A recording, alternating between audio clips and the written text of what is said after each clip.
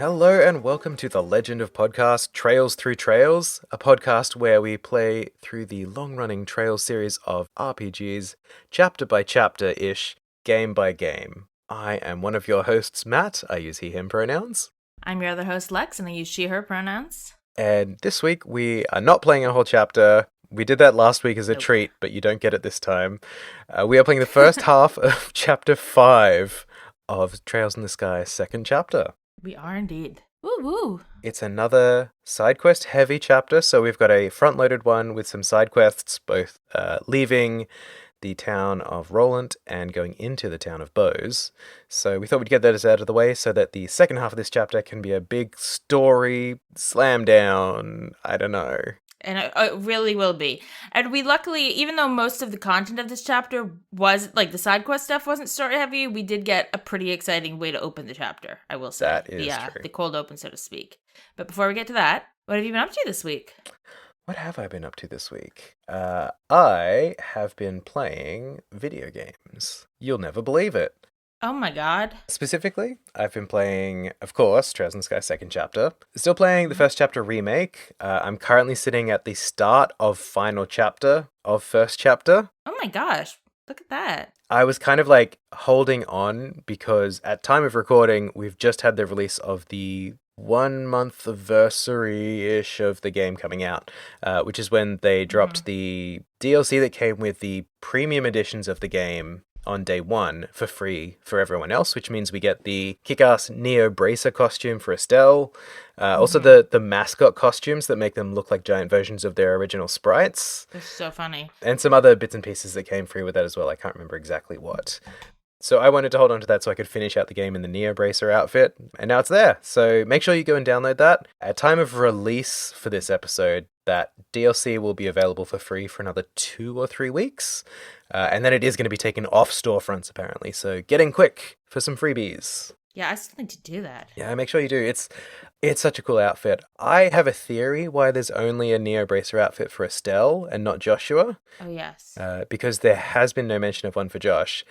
I think if it's so clear that they're going straight into making a second chapter remake, because they had that trailer ready to go at the end of the game, apparently, and they've been very open now that the game has come out saying that they are looking to make the second and potentially even third, I feel like we're probably going to see a Neo Bracer outfit for Joshua in the second chapter remake, because it feels like if you're going to separate them out, that makes sense because at some point in this story, I can assume Joshua's going to get over his live journal phase and come back as kind of a more grounded, more realistic, human being bracer. Could be. And that would be a good time to sort of then drop in his, because the first game is about Estelle finding herself as a bracer, and the second game feels like it's about Joshua finding his way to being there as well, on his big detour. We shall see, no comment. Exactly. I'm just speculating based on kind of where we're going. Joshua's Big Detour. That should be the subtitle for the game. That would have been a great Trails in the Sky second chapter, Joshua's Big Detour. That's exactly it. That's The Legend of Heroes, Trails in the Sky, second chapter, Joshua's Big Detour. So start your write-in campaign today, dear listener. Write into Falcom and say that we need a subtitle. We need to go full Dragon Quest on this baby and get Joshua's Big Excursion added to the title of the second chapter remake. You know, what's crazy is that the Japanese games, some of them have subtitles, like Dragon Quest style, but they were removed not until, I don't think it's until Cold Steel 4 was called End of Saga. Then Daybreak 2 is called like Crimson Sin, and Horizons in Japanese is Farewell Ozumiria. But all of those subtitles were removed, I believe, from the English versions. Yeah, some of them are fun. Farewell Ozumiria, I'm kind of sad we didn't get. That would have been fun. Because it's so goofy and poetic. Yeah, Crimson Sin's kind of edgelord. Sometimes things that sound edgelordy in English sound okay in Japanese because they don't like to a Japanese audience, from what I understand.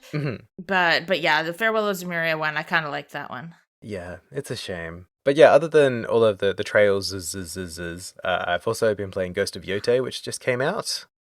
Oh yeah, it did. How is that going? It's so pretty. Erika Ishii as Atsu, the lead character, gives a great performance. I'm really enjoying it. Lots of nuance, and it's just great to see the character interact with the rest of the world. I've heard great things, yeah. the tone and kind of like graveliness of Atsu is really, really fun. She's very serious, but there are lighthearted moments. Like listening to Erika Ishii on Dimension 20 or whatever, they have a huge range, like very high squeaky, and loves to go into that for character as well. So this is like very different. It's very, very, not one note, but very kind of focused in that low register. Yeah. And it's weird because sometimes I hear Erika in the lines, but not always. But every time I hear them in the like reaction, like grunts and like exclamations and stuff, that always sounds like Erika Ishii to me. But the voice is kind of, it's still American, but it's kind of very pronounced, very kind of overly proper or precise. Yeah, like strong elocution. Got it. I'm also surprised. The one thing that's really caught me off guard is how hard Erika Ishii hits the L in the word salmon. It's like the salmon. Huh. I feel like that's a regional like thing in some place. I don't know if I've ever heard Erika Ishii say it in a different context, but I do know that people in different parts of America pronounce it differently. It's interesting. I feel like Atsu's said it a few times in the game so far, and every time it's like, salmon? What? Huh. It's yeah. The American accent doesn't throw me in this Japanese setting, where a lot of the background characters have very Japanese-sounding English voices in terms of accent. Got it. But salmon gets me every time. Yeah, I feel like American accents are so interesting because there's so many of them that are like, I mean, this is true of every place that's big enough to have more than one, right? I mean, and not as big enough places. Like, look at like English accents. There's like 1 billion of them, and that's a tiny little island. Yeah. But yeah, so the fact that like there are places in America where you use like caramel instead of caramel, like I'm always thrown off by that. Yeah, that one's crazy to me. And then there's like, salmon, salmon. It's interesting. Yeah, are there any other games you've managed to make time for? That's quite a packed schedule, so maybe not, but you also always manage to surprise me. I think there is. I did this morning start playing Dragon Quest Monsters after finally picking it up on sale for Switch. Is that the Dark Prince or the Something Prince? The one that's on Switch? The Dark Prince, yeah. Because it actually runs decently on Switch too. So I've been checking out that for all of like 45 minutes. It's kind of fun. Gotcha. But yeah, other than that, just kind of focusing in. Like I haven't been as widespread at the moment. I did play around in Silent Hill a little bit because I'm still chipping away at other endings for that. Getting endings, yeah. But we're about to be hit by a huge wave of games, it feels like. So I'm just kind of... Oh my god, yeah. Battening the hatches, trying to clear the schedule to make room for all of that. I will be reviewing a new game in like a week's time, I think. So I'm excited for that. And that's about it for me. How about yourself? What was the week that was? I mean, it was a crazy week for work, but I did have a bit of gaming time that I managed to make do with. I finally officially finished 100 Line. I have now gotten all 100 endings. Hey, congrats. I'm guesting in a episode over on the Worst Garbage Community Podcast, doing a big spoiler cast about it, that we started recording today and didn't finish recording, so we have to do more recording tomorrow. It's going to be a lot of fun, but I had like 4 endings left to get, and they were all on the same route, so I just had to finish playing this route. So now I've gotten all 100 endings, and I've done that, which is quite cool. Nice. Like clocked in around 190 hours. Nice. But that only took, like, I did that one night this week. That didn't take me all week. What I've really been spending all my spare time on this week is Hades 2. Oh, nice, yeah. And what's wild is that when Early Access first launched, I played like 30 hours at least, maybe even 40 or 50 hours of that game. I played a lot. So I came back and I was like, I'll start a new file because I know that there's been stuff added, like mechanical changes that will like retroactively be interesting. It's been like a year and a half or whatever since like that happened, that launch, so I will have forgotten some stuff, and I might as well like, I think some story stuff might have been added, or some characters didn't have finished artwork in Early Access and now have finished artwork, so I wanted to get the full experience. If you've seen Narcissus's new art, oh my god, it's amazing. It's so funny. I don't think I have. Are you gonna play it, or do you want to see? I will probably play it eventually. Like, I am at the end of Hades 1. I just haven't beaten Dad yet. So I imagine I'll circle back to that at some point and then use that as my jumping on for Hades 2, but I'm not too, like, spoiler reverse or anything with this one. Half the pull of playing these games is the hot character art. Like, everyone's hot all the time, every time. Do you know who Narcissus is in Greek myth? Narcissus is the guy who got stuck staring into his own reflection, yes? Yes, because he's, like, so beautiful and obsessed with himself and falls in love with himself. Yes. So I've just sent you a picture. Wow. Okay. And his voice is so completely counter to what you expect from that image. He's like, yeah, bro. Oh, okay. Damn. It's really funny. He's like, oh man, all these people, all these other ghosts won't leave me alone. Nobody gets it except you in the reflection. It's so funny, the contrast. That's great. Like, he gives you gifts because these are gifts all of his suitors have given him that he's trying to offload because he's annoyed with them. He's like, just take something. Just regifting, yeah. Like, these people think they have a chance with me, but I don't care. I don't want you around here. Don't get too close. Wow, that's amazing. And this art is so thirsty, just for anyone listening at home. It's just a thirst trap pose. Wow. It's so funny. But yeah, and he did not have art in the early access, so... Oh, okay. And I met him many times, and he had a voice, but he didn't have art, so, I was kind of expecting his art to be more like I don't know, like a football player type hunky, like Jude Bro himbo type thing. The kind of guy who's obsessed with like flexing in the mirror, yeah. Yeah, the fact that it's the complete opposite of what the voice sounded like was so funny. That's great. But I've been having such a blast. I thought that because I had played it all that it would be chiller until I reached the new content I haven't played, because I haven't played all the updates. Like, when it first launched, I played basically all the story stuff that there was. I didn't do all of the, like, higher difficulty challenges or whatever. And then I played one story update, and then the rest I hadn't. So I figured that I would be, like, you know, fun, but not that's, like, sucked in, not obsessive until I reached the new stuff. Yeah. That's not true, dear listener. This game's really fucking addictive. It's good. It's fun. It's Hades. Do they have the same sort of God mode option that they did in the original? Yes, they do. The same thing, which I think is when you turn on God mode, you immediately get 20% damage reduction, and then every time you die, you get like another 1% or something. So you slowly will just get until I think a max of 80%. So you're it's not like you're unkillable by the end, but as long as you're paying attention at any capacity to what's happening on the screen, like as long as you don't just stand in every attack, you'll make it through. I played their early access build with God mode on. I have not been doing it for this. I guess because I played a lot of Hades in God mode, and then I went back and started doing runs without it, and eventually was able to get through without it. Nice. Like, I think the God mode thing is awesome. Like, I think it's great that exists. Yeah, me too. Because all the bosses are, if not exactly the same, pretty similar to how they played in early access, so I've been okay without God mode so far, but it's definitely in there, and I think it's a great addition. I think it's the kind of thing that should be in all of these kinds of games. Yeah, definitely. It's the thing that kept me playing Hades at all, because I don't always vibe with this kind of like roguelike mechanic. Yeah. The failing to succeed. It's the same reason I don't really jive with most Souls games. Yeah. But the God mode kind of accelerates the arc of increasing skill to kind of increasing success, because the game is becoming easier as you're still failing and learning, so your skill is increasing. So they're just kind of meeting in the middle, and then you get to feel like a god more quickly. Yeah, and you do have to fail for the story to work, because otherwise, if you succeed too quickly, you'll just skip a bunch of important story. Exactly, yeah. Because every time you die, there's new dialogue. Like, I've had the thing where God mode, I put it on too early at one point, and I was like, wait, I clearly missed a character beat with this person because I got past the next boss too quickly. In Hades, I think that happened at one point. It is good that there is still progress every time you fail, but also it is good that, like, there's a clear sense of progression. And it does make sense from a God point of view that, like, diegetically, you can make it make sense that a god would get stronger every time he tries something. Yeah. I'll definitely check it out eventually, but yeah, I'm glad it's a good time. Music's great too. Just life busy, but you know, video games are always here for me. Exactly. And this video game is here for us this week. As we enter into its 5th chapter, shall we get into the chapter 5 of it all? Let's do it. Pay attention or I'll hit you. So we open with a familiar woman who we got to know last chapter on the top of Asmelis Tower, observing that it's just as we heard, one of the devices... The doohickeys? The doohickeys, thank you. Yep. One of the doohickeys active. She says specifically one of the 4 device towers activated on the release of the seal beneath Grand Seal Tower. I thought all 4 towers activated.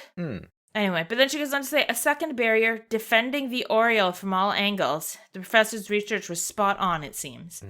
She's checking on the tower nearby. She hasn't left the Rolent area, clearly, yet. And I definitely think, like, all 4 of the tetracyclic towers have activated, because I've seen 2 or 3 of them with the doohickeys glowing at this point. So I think she's referring to whatever the signifier that the next seal would open. I don't know if, like, another set of lights would turn on at the towers or something. Or it could just be that this is the first tower that, like, she's gotten to check on herself. Keep up, Lucy. Jeez. Yeah, God, Lucy. We're not all good. We're probably not great at all, because we're worse the bad guys. Then a big-ass red airship flies up. We've seen this before, back in the prologue. It's the Ouroboros airship. Yep, that has their insignia emblazoned on it in multiple places to really sell that secret society vibe. And who is there to greet Lucy but Campanella and Walter? And she is surprised that it's them. So Professor and Louvet are not the ones picking her up because they are off doing the next step of their experiment. Yeah, they call it the last experiment, which seems very ominous. Yeah, and then they say they're going up against the legend, and they start talking about how they're hijacking Creature of Legend, what a big deal this is. Mm-hmm. And then they point out that it's really weird that Campanella, that this is going down, and Campanella is not there seeing it. They're like, something better, even better must be happening. Yeah. If you're not there to see this legendary thing go down. And that's when Campanella says that he's off to get permission to use the Ark, capital A, to which Luciola says the Crimson Ark, the Glorious, which I guess is a cool title alert. Yes. for a vessel. I did at first think she was just trailing off, like the Glorious was the first half of the name or just a descriptor, but then I was like, oh no, it's called the Glorious. It's not the Glorious Godfrey or whatever. It's just Glorious. But then she says something kind of alarming. She says, I find it hard to believe we would use such ... Do we intend to turn this nation into nothing more than a smoking crater? Yes. Which is a really alarming thing. The fact that she seems alarmed is really alarming. Yeah, again, it's not feeling like all of the society is on the same page. Not everyone knows what's going on and not everyone's on board with what's going on. But doing something that's basically going to nuke a country, that's a fair one to kind of dig your heels in on. No, she doesn't exactly dig her heels. She's more like, are we really doing this? As far as we see, she doesn't say, like, no, we can't or anything. And we don't know exactly what, like, this is. What the Glorious is or why it would turn the country into a smoking crater. Clearly, whatever is in mind is disturbing, but we don't see more of that conversation because we get to see what they were talking about. We get to see Louvet and the Professor. I do think it's interesting that they're off doing missions together when we have, as we talked about with Autumn, the relationship between Louvet and the Professor is really clearly fraught. Yeah. But they're off to do something. They're in depths, I think, of Nebel Valley. Yeah, in a space we haven't seen before, this very, very big, misty cave. Yes. I also noticed in this scene that they start off by calling him Professor, even though we know he's Weissman. And they start off again calling Louvet the silver-haired boy, despite the fact that during this scene, he gets referred to as Louvet, and we know he's Louvet already, and he's been called Louvet already. Yeah. Why are we pretending that we don't know this? Are they trying to re-jump us with this, like, reveal? Is it just that they're not going to change his name until we get the, like, big portrait art for him eventually? I don't know. Where they're like, I'm Enforcer number, you know? Yeah, weird. I don't know. But what we see is Louvet goes, this is, they both come to a stop. Louvet says, this is, and then we pan around to see. You can see stuff going on in the background. And then we pan across. You see an outline of some kind, like a silhouette. Yeah, you see a silhouette that's pretty clearly something big and monstrous. I don't think you get a clear look at it. I don't have one in my screenshots, and I feel like I would have snapped that if we did. You get kind of some sort of gigantic beast. It's like, I would say, at least 15 to 20 Weissmans tall. At least. So it is a very, very, very big thing. It is, they really use the scale of these little chibi sprites to great effect, because it is, like, incomprehensibly large. Yeah. This silhouette we're seeing. We don't often see the camera pulled out this far. And the fact that it looks like we're not seeing the full breadth of this creature with the camera out this far, like, and you still, like, get the impression that, like, this creature might even go beyond the limits of the frame. Like, it's, whether that's true or not, it just looks incomprehensibly huge from what we can see of it. Yeah. Makes Reverie look like a tiny little baby. Yeah. And the thing talks. A voice says, this power which hangs about thee like a mist, familiar it be somehow, but in those windows I see a soul twisted and bent, incapable of joy, unyoked from bringing suffering and agony to thy fellow man. And Weissman's like, thank you for the compliment. Yeah.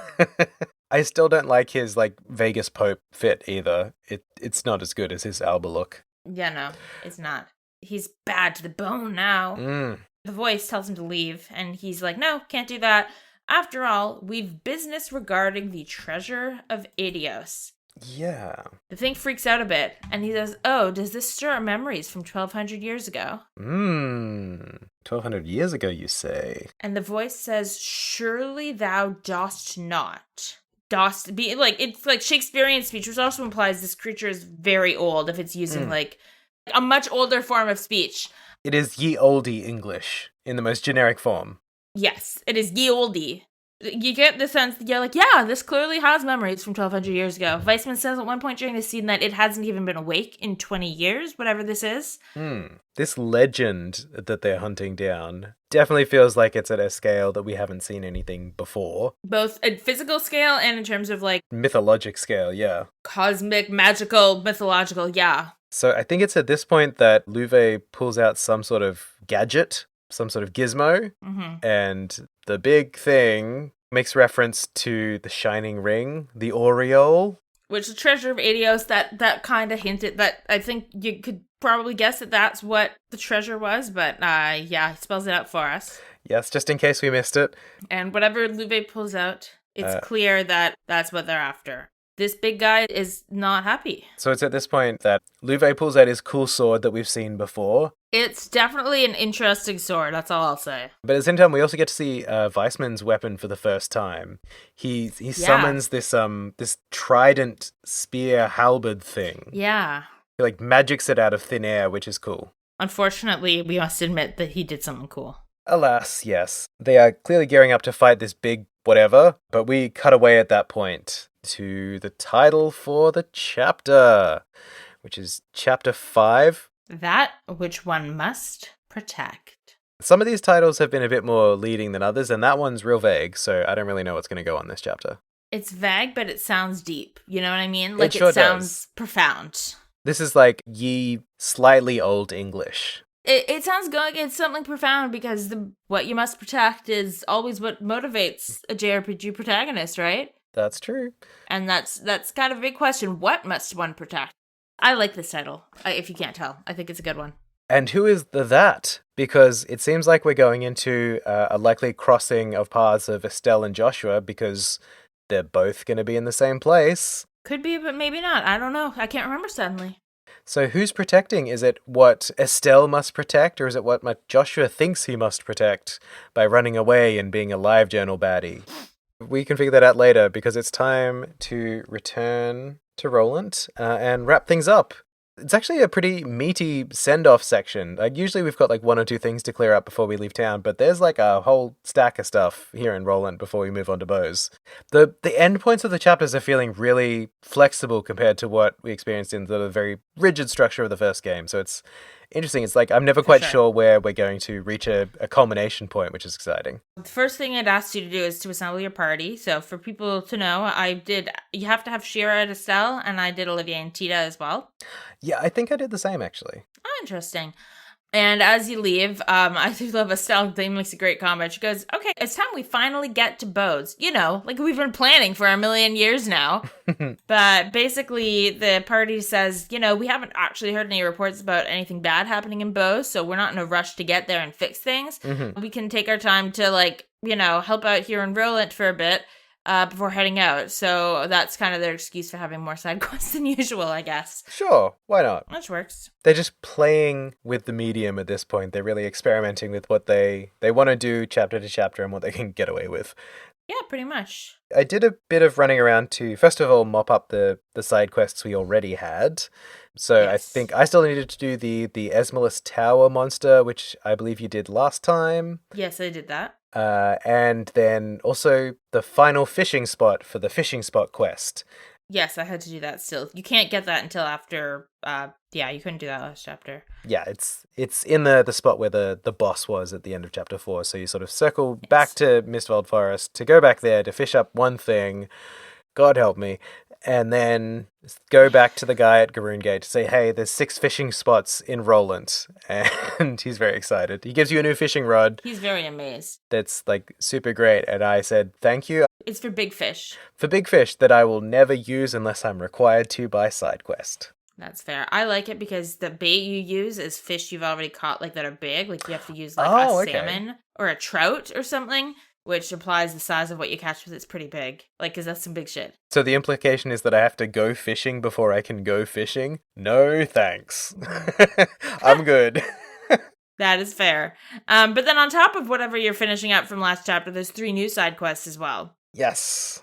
So which one did you kick off with? I think I started with the recipe one. Actually, I did too. How about that? I think, yeah, because I had a look and there's a couple that you can sort of activate before you leave town. So I just wanted to get everything chugging along before I started running out so that I could, make the most of each trip. Yeah, I don't think I had to leave town for any of them, actually. I think I already had all the ingredients I needed. But the nostalgic recipe one, you are told the chef at Abend Bar wants help figuring out an old recipe. Mm-hmm. And when you talk to him, you find out that Radford, the old man who was put to sleep from the mist shit last chapter, he had a dream about a recipe. He had a dream about eating some stew, and that stew was so good that he's trying to get this cook to make it for him. And this cook has agreed to do that, which is like insane to me. Can you imagine going to the biggest restaurant in town? Yeah, the only one, but like to a real restaurant and going to the chef and being like, I dreamed about the best thing I've ever tasted. Can you make it? Like, you would just be like, yeah, of course it tasted amazing. It's in a dream. It doesn't have to have any specifics other than it being the best thing ever. Like, yeah. It's not, but they're like, oh, this is clearly real. It is apparently, like, an old recipe that he dreamed about, like, something that does exist. And I guess because these dreams were all magical, they're more based in, like, there's more realism to them, I guess. Or maybe the sensory memory is more, it's ridiculous that the chef is doing it.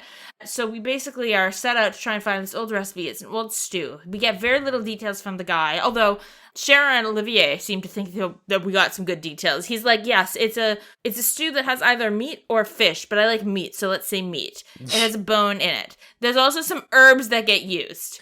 And they're like, that's pretty specific. And I'm like, how is that specific? There is a meat or fish, and there are herbs.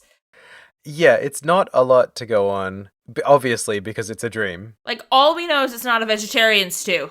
It might be one of several meats. It has seasoning, and we don't have a good name for it yet, because the only name that Denzel, the chef, comes up with is Rolent-style hodgepodge stew. Leads to one of the best lines. Yeah. Because then Cecil says, that sounds almost as bad as that potluck recipe we found in a chest one time, which is so funny. I did catch that because... Oh, good.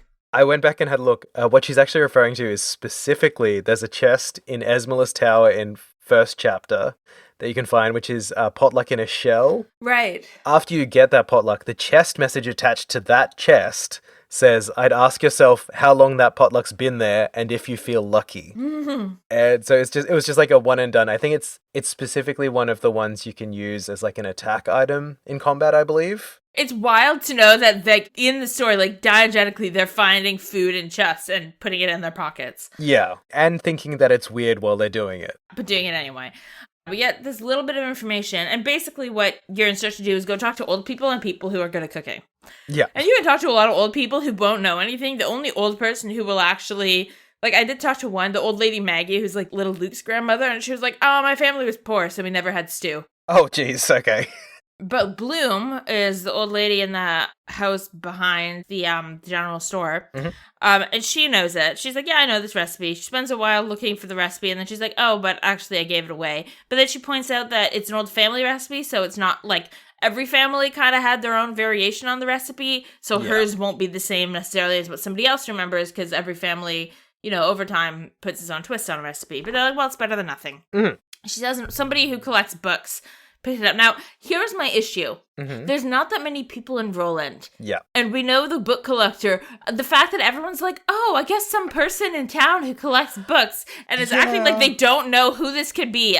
Estelle and Cheryl, you know this man. Yeah, which of the 20 people who live in town could this possibly be? We've been in his house multiple times.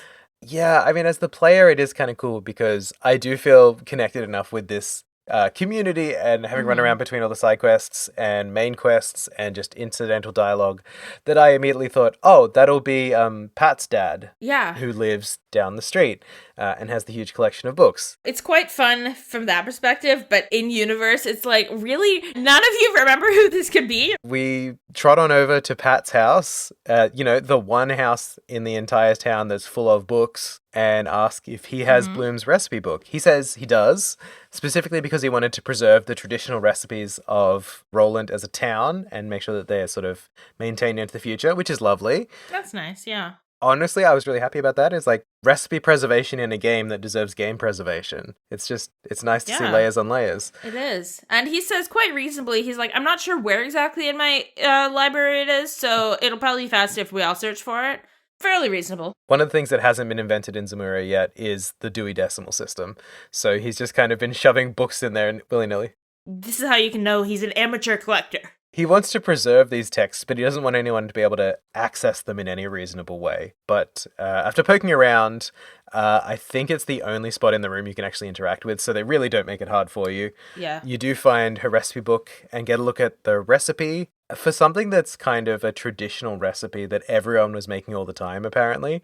It has some expensive ingredients in it. No wonder Maggie's family couldn't afford to make it. Yeah. Number one is that aged miso stuff, which costs like 300 mira a pop. Yeah. Which is a lot for an ingredient. Yeah. And if you're making enough of this to feed a family, in the countryside where people probably have a lot of kids, like, I don't know, because, you got the farm or you're like the mines or whatever, like, I don't know, everyone has kids. It is nice to see that this quest recipe has just as many ridiculous numbers of ingredients required to make as all of the recipes in this game. Yeah. Because, it's wild. Like, even if you just think of it in terms of ratios, I understand, meat and salt are measured in different ways, but just thinking in terms of how many units of ingredient you're putting in there, there's 2 things of meat and 5 things of salt, 1 thing of this miso, and then 5 things of herbs. So this is seasoned, and 4 things of black pepper. Yeah. So no wonder he said that it had like a black pepper undertone. It's like half pepper. It's ridiculous. Yeah. But yeah, it's basically it's a bone-in meat that you rub some of the stuff on, and then you make a typical puchero. I don't know what a puchero is. Is that a real thing? I probably. To Google. Oh, a puchero is a Filipino stew. Oh, Filipino. That's interesting. Looks like it's usually chicken. Oh, there's a beef one and a chicken one. Oh. Looking through my screenshots, I want to point out that when you find the book with the recipe, your options are read it, ! Or piffle, words. I love that one of the choices is just Estelle being like, words are for losers. Yeah, big jock energy from Estelle Bright. I also like in the recipe when you read it, it says, prepare it like you would a normal puchero. They're a common Filipino dish. It also says in the recipe that you can add a finishing touch of fish coulis, which might explain why Radford couldn't remember if it was meat or fish. Yeah. Because it would have flavor notes of both. Yes. But yeah, so we have a list of ingredients, and much like yourself, I was lucky I had everything sitting in my inventory already. Mm-hmm. Since I've made a habit of making all the recipes, every time I go into a store that has ingredients, I just up everything they have to at least 20 in my inventory. Same. And so I'm like set to go. And then, stuff like kibbled salt, you got to stock up because that's a seasoning for everything. Apparently you need 5 bottles of salt per recipe. So I've really got to invest in it. Right? It's like either you buy salt by the grain or everything's so oversalted. Wild. But with all of the ingredients and the recipe in tow, it's time to head back to Aben Bar. And bring the chef the ingredients, and he's like, okay, I can take it from here, and I can follow these ingredients, I'll do my best.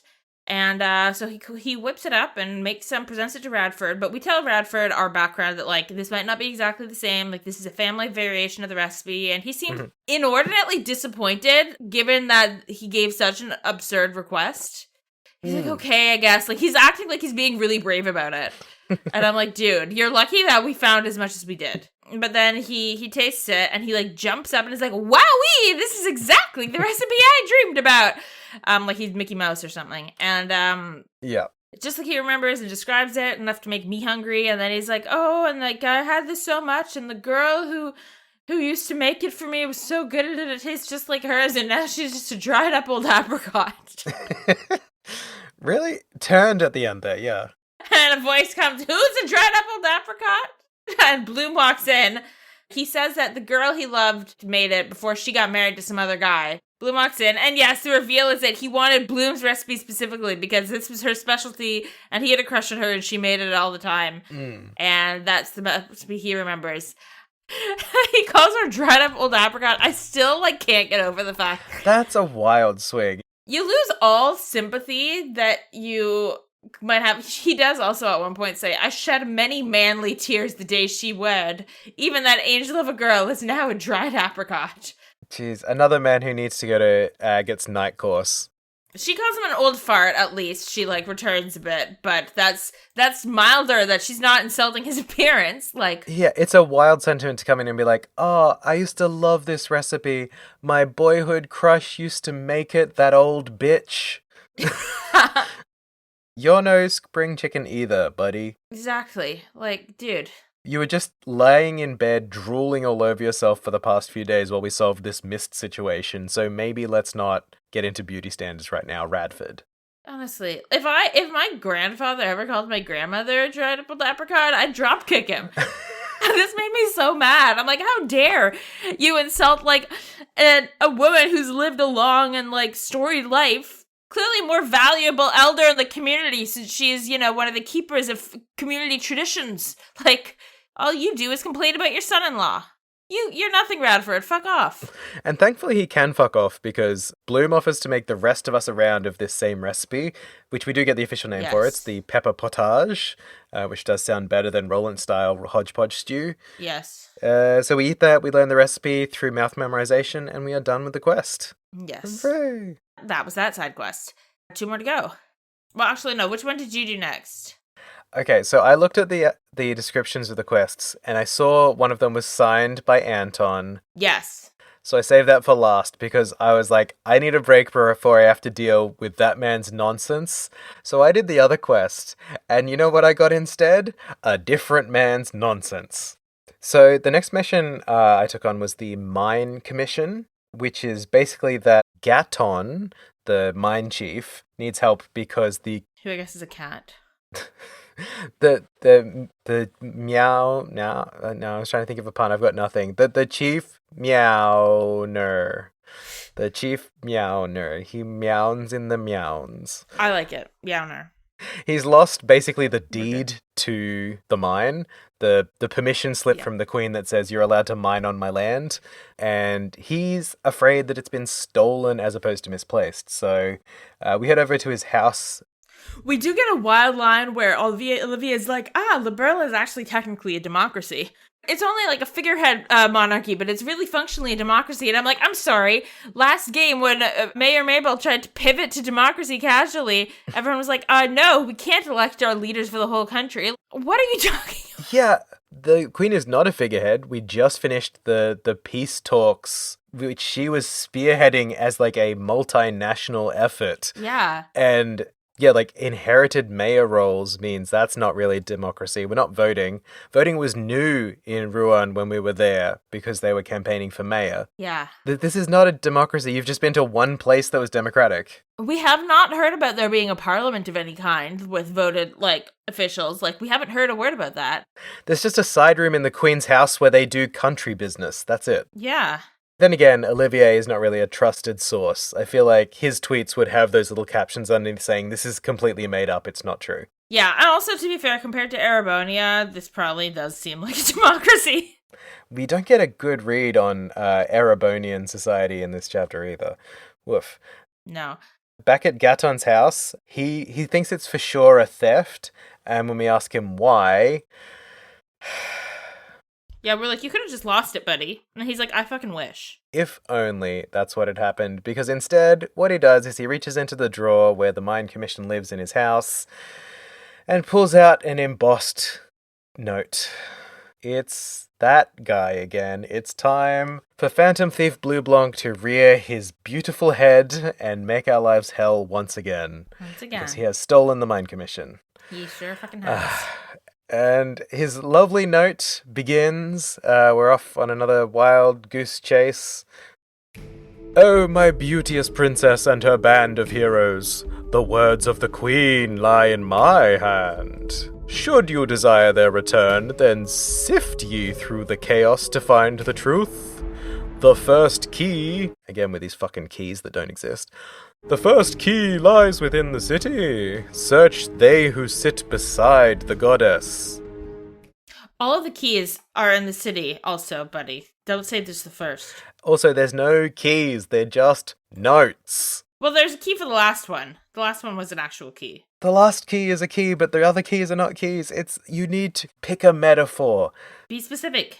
And obviously, I'm not the only one feeling this way, because Estelle comes out of this note read saying, Idios, just kill me, because they immediately know who it is, obviously, and communicate to Gaton kind of, this is this bitch that we've been dealing with for several cities now.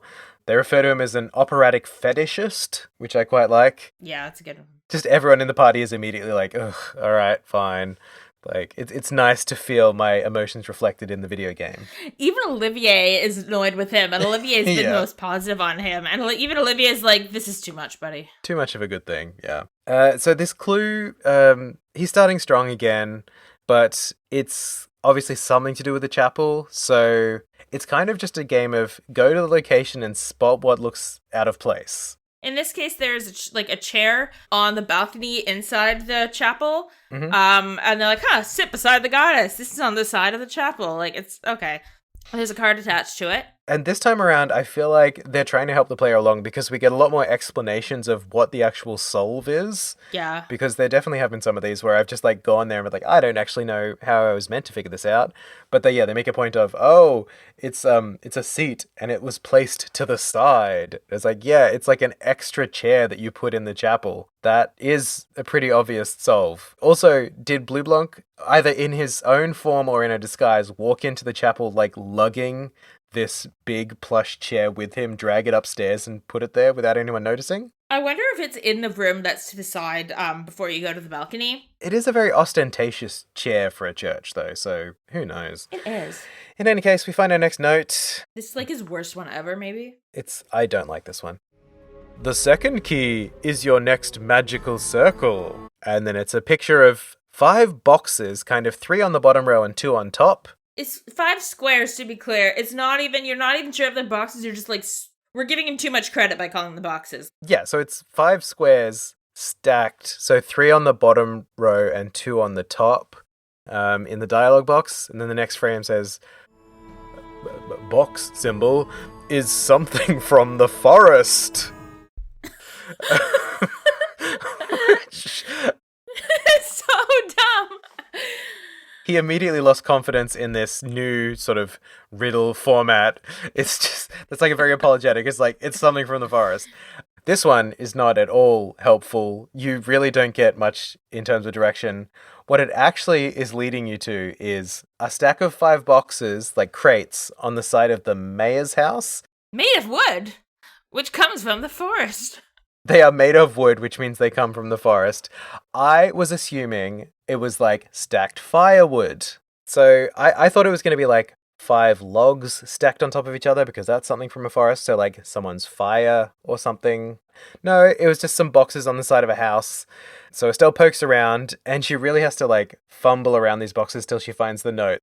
But the next clue reads, the third key is in the city. Search the belly of the 8-eyed iron beast. Yep. It's so bad. I'm like Olivier. I've usually been like the more positive of the two of us on the riddles, and this is when I've just hit my limit of like, I can't I can't fuck with this anymore. Yeah, it's not great. In my party at this point, I had Chloe, Olivier, Shara, and Estelle.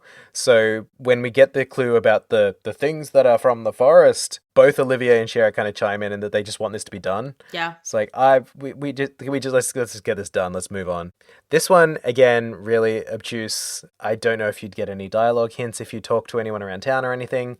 But the solve is that behind the weapon shop, there's a forge, and the grate that covers the forge is 8 holes in a grid format. And I guess the forge is iron. It's a 8-eyed iron beast.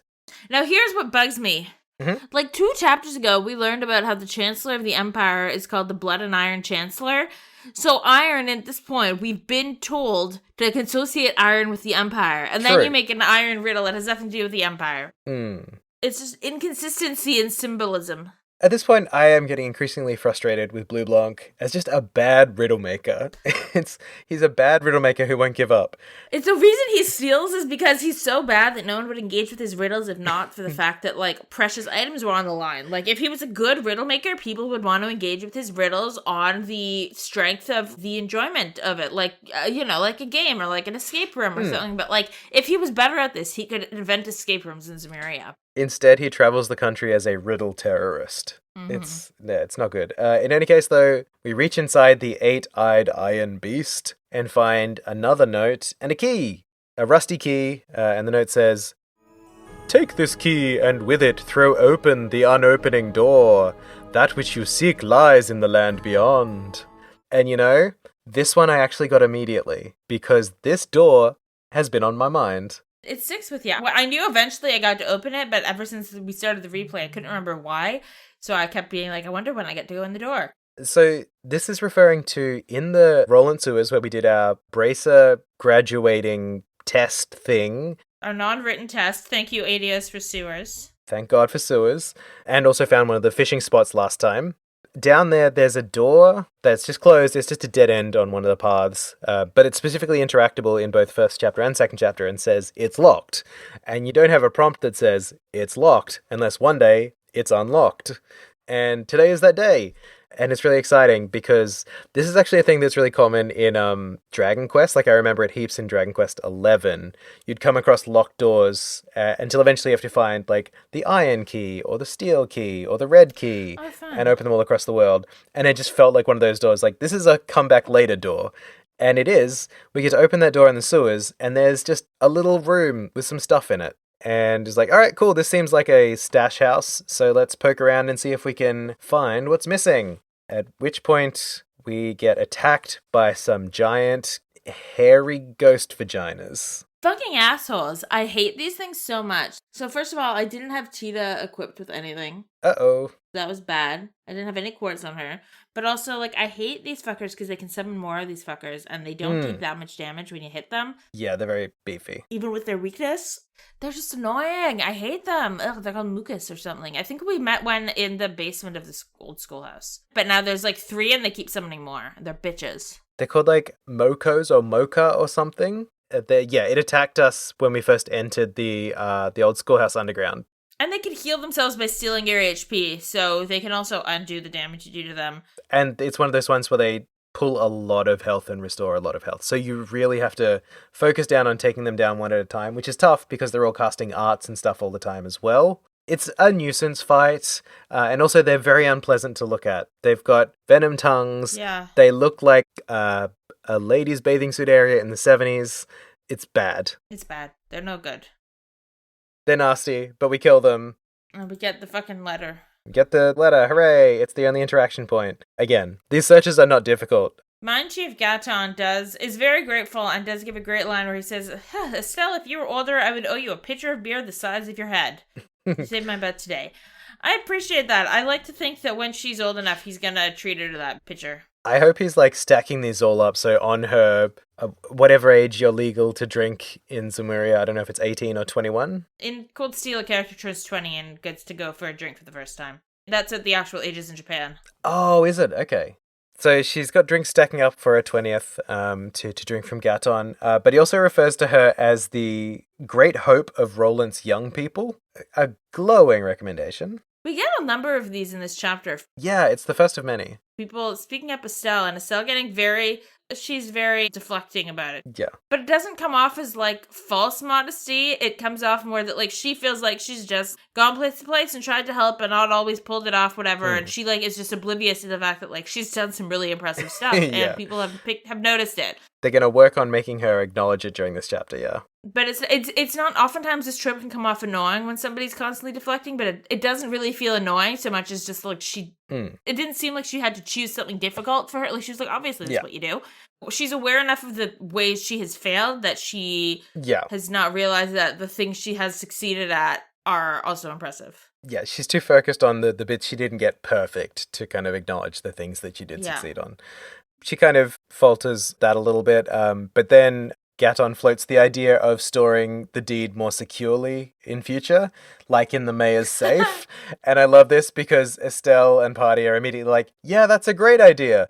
And then Estelle has a line where she's like, it'd be perfect. Well, depending on the thief, it might still get stolen, but it's safer, I guess. And they kind of brush past this.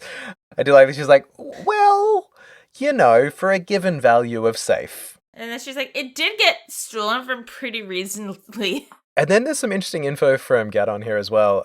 He says that it's a good thing they can get back to work because the mine can barely keep up with demand for septium as it is.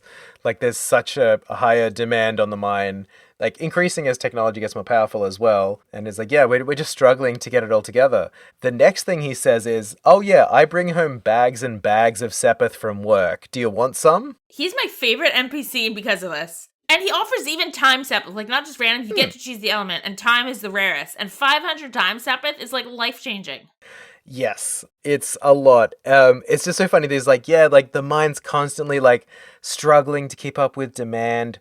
So because we don't have enough septium, but here's a bunch of sepith that you can turn into septium. Here's just garbage bags full of the stuff that I've been bringing home from work every day. Yeah. I mean, I guess it's that their contracts are for the full stuff. I suppose, but you can process it into this full stuff. It's true. I wonder if you can't process it into like what you need for like an engine, for example, like for an airship engine or like a quality level thing, maybe. Yeah. Yeah, like maybe for like orbits are these tiny little things like, and yes, a fireball is impressive, but also like you're not cooking up enough fire to like, make an airship fly. You're just like, shooting a tiny little ball of fire for 1 second. Like maybe True. It just takes a lot less power. I don't know. We choose our garbage bag of sepith. I actually went with space in the moment just because I was down on that at the time. Fair enough. But it was done and dusted. The mine is back in operation and we can leave. And it's time to begin the side quest I'd been putting off. The one given by Anton. Mm-hmm. It's actually quite fun. I found at least the scene you get at the end. Yep. So the quest flavor text is, drink your liquor, do not be drunk by it. I wait atop the clock tower. Anton. Mm-hmm. Actually, before we do that, I would like you to translate some cat, if you could. Oh, for sure. If you go and talk to the lady who owns the cat Errol, who had kittens last week, you can't talk to any of the kittens, but you can talk to Errol the cat. Oh, I missed him. Now, what the lady is saying is that she hasn't named the kittens yet, and she's like, hopefully I'll come up with something for them before they grow up. And Estelle is really unimpressed with the idea that she's like, that sort of, like, she's like, yeah, maybe name it before it grows up. Yeah. Like, she's pretty offended by this. But he says, nya, nya, nya. Yeah, yeah, yeah. That means an expression of delight. She's happy to see us. Happy to see us and just basking in the joy of being a mother. Yeah, she loves her kittens. Probably enjoying not being pregnant also. I imagine it's a relief, yeah. I imagine that's quite good. She's also considering naming one of the kittens Claudia, so she could shorten it to Claus. Claudia with a C, to shorten it to Claus to be funny. But then she's like, oh, that might be rude to the princess. You can see the kittens playing on the grass, but you can't interact with them. So now we have our big form update in the Odyssey of Anton. Keeping up with the Casanova, lover boy in the burl. So Anton is standing on top of the clock tower saying, Goddess, I beg of you. Oh boy. And we're like, the fuck's going on, buddy? And he tells us he's looking to make a medicine called Diaset's Secret. Mm-hmm. There's a list of ingredients he needs. And the point of this medicine, because Shara says we can't just randomly give you medicine ingredients without an explanation. Like, what if you're trying to make a poison? Exactly. Basically, when you drink this, then for a period of time after, no matter how much alcohol you drink, you don't get drunk. We're like, is there no way you can, like, gracefully decline this social invitation? Is there no way to get out of drinking all this stuff? And he's like, no, like, I have no option, but I have to drink all this alcohol, and I would like to not die. Mm-hmm. He says he went to Father Divine, and Father Divine gave him, like, the ingredients and stuff. So, I guess I can see the party being like, okay, so this is legit. Yeah. If it's from Father Divine, in Father Divine we trust. And so we agree to go and get all those ingredients, and I have them all in my pocket conveniently. Me too. I was very happy considering one of the ingredients is a fish. I was so afraid I would have to go fishing again. Shara is quite horrified at this. She's like, drinking without getting drunk what's even the point of drinking in the first place? This is ridiculous. Trying to cheat your way out of good buzz is an insult to responsible drinkers everywhere. And Olivier goes, I can hardly believe you would talk about drinking responsibly with a straight face. An anti-drunkenness medicine is the antithesis to everything Shara believes in. It really is. So we go with him to Father Divine, who's going to cook it up, which I'm glad that Father Divine is making it and not Anton. I would not trust Anton to do this. Oh boy, yeah. Father Divine's like, okay, I've made the medicine, but be careful. You know, this effect only works if you follow all the directions, take the right dosage. And before he can finish the sentence, Anton jumps like multiple feet in the air, spinning, and is like, now I can confess my feelings to Ina with my head held high. Uh-oh. Because as I figured out last episode, he's got a crush on Ina now. Yeah. He's found out that she's a heavy drinker. And instead of being like, okay, maybe this is not going to work out, he's like, I just have to find a way to cheat my way into drinking heavily. Yeah. Olivier is upset at first. He's like, how dare you do this? And then he's like, actually, I'd also like to be able to outdrink Ina. And Shara gets on board at the idea of seeing Ina finally, like, get drunk. Because Ina has, like, a stone-cold liver. Yep. And never gets drunk, no matter how much she drinks. So they're all like, okay, so we'll go to the bar. Shara will go convince Ina to come. And then the adults, the drinkers, will test out the drinking thing. Now, I kind of wished I had Jin in my party at this point instead of Cheetah. Because I'm curious if Jin would have joined in. Oh. Or Agate or something. Jin is the big drinker, but Agate's also old enough to drink. But I had Cheetah and Estelle, so they sat at a table in the back and observed. Now, it's possible that whoever the other members of the party are sit back there so Estelle has someone to talk to for her commentary. I think Olivier must be the one who always participates. Like, I can't imagine how this scene plays out without Olivier. I think it has to, because there is some after effect to it as well, yeah. Yeah, it's, like, very deliberate. Now, so we start. Shara tells Ina that this is a consultation with the client. Mm-hmm. But we start with a toast, and everyone starts drinking. Fokker says it's enough to make a rhinoceros go cross-eyed. And then we start drinking, and immediately, right, Anton is like, by the way, Ina, I want to go on a date with you. Ina's like, what? He stands up from the table and, like, screams it at her.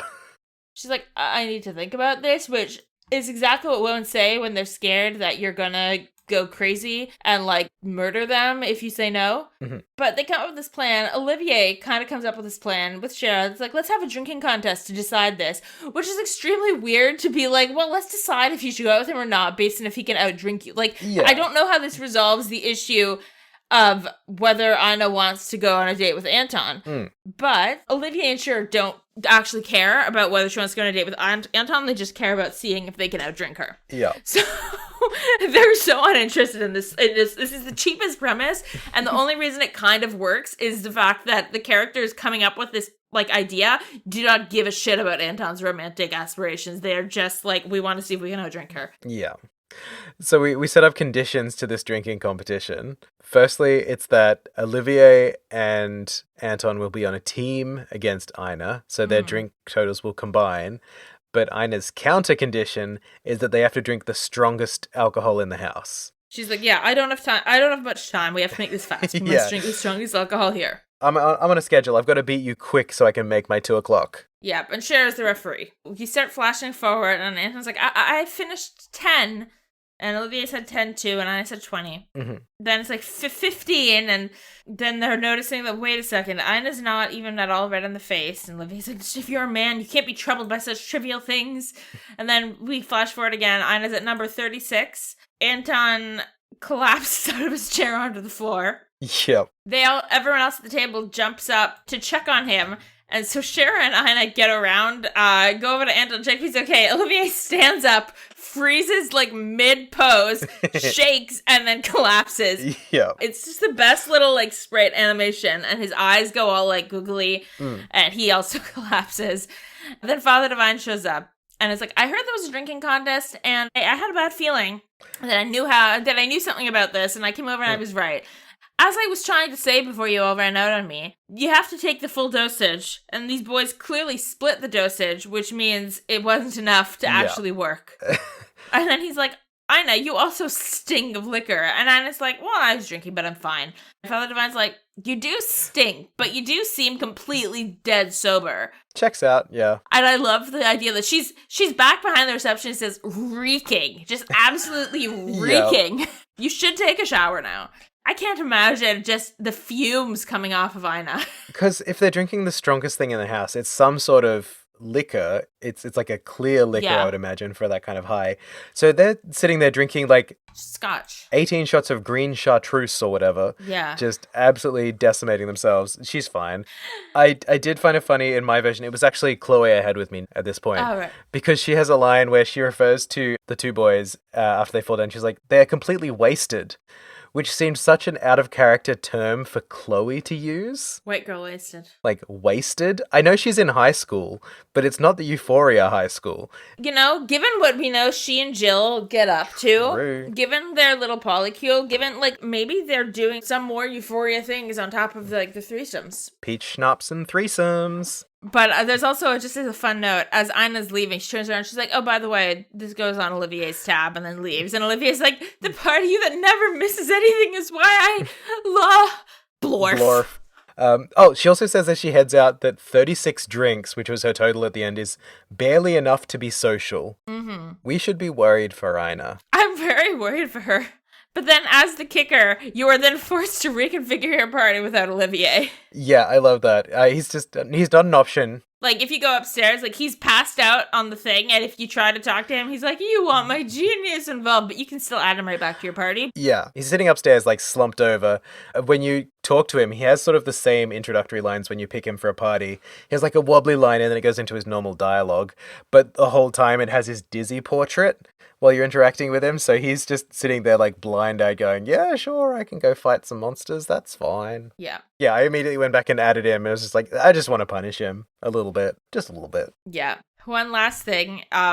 If you go into the hotel, you go up to the second floor in one of the rooms, you can see Anton, how he's recovering from this. Oh. Anton is in the bathtub, keeled over, going, I don't feel so good. Oh, I love this use of, like, sprites. And Ricky points out that the guy can barely handle beer and downs glass after glass of strong liquor. So Father Divine treated him, but he's still not sure he's gonna pull through. I mean, he doesn't say that, but he's like, but, and I'm like, yeah, he's fighting for his life in that bathroom. I love that he's face down in the bathtub. Anyway, now we're down at Rolent, I believe. Yeah, there wasn't really anything else to do. I didn't find anything anyone was saying of particular note. So yeah, I headed to the airport and jumped on the flight. And before you get to talk to your friends on the flight, you get a little cutscene of Professor Russell and Cassius. Basically, Russell is updating Cassius on what the gospel actually does. Yeah. And the sum of it is that it's not a canceller of orbal energy, it's an absorber of orbal energy. But he says there's nothing actually stored in it. Yeah. And also, the one thing I can say for sure is that something the size of the gospel would not be able to hold enough energy for the things the gospel has been doing. Like, it does not just now. Like, if our technology was 20 or 30 years ahead, it still wouldn't be possible. Regardless of how powerful technology is, it's just not possible. So, and Cassius figures out, so it's like a terminal for something. It is not where the energy is stored. Yeah, it's being shunted somewhere else. It basically just activates a warp gate for this other thing. That's bad. He also explains it as comparing it to a combustion engine. It's like siphoning out the petrol. And I'm like, that's so clearly made for the player because as we've established, almost nobody in Cimmeria knows what a combustion engine is unless they have like an esoteric interest in old technology. Yeah. Cassius also remarks that the name of the Gospels makes more sense, because if it is sort of a remote terminal for some larger central device that all this energy is being pumped to, that it is spreading the powerful influence and power of an unseen force, like a gospel. It's like, nice. Cool naming. Yeah. But basically Cassius now asks Professor Russell to come up with some way to try and see if he can figure out how to interfere with this warp effect. Russell's like, I figured that was what you were going to ask. Presumably that's a yes, but we don't get follow-up. Yeah, I do love that he's like, yep, I knew you were going to say that.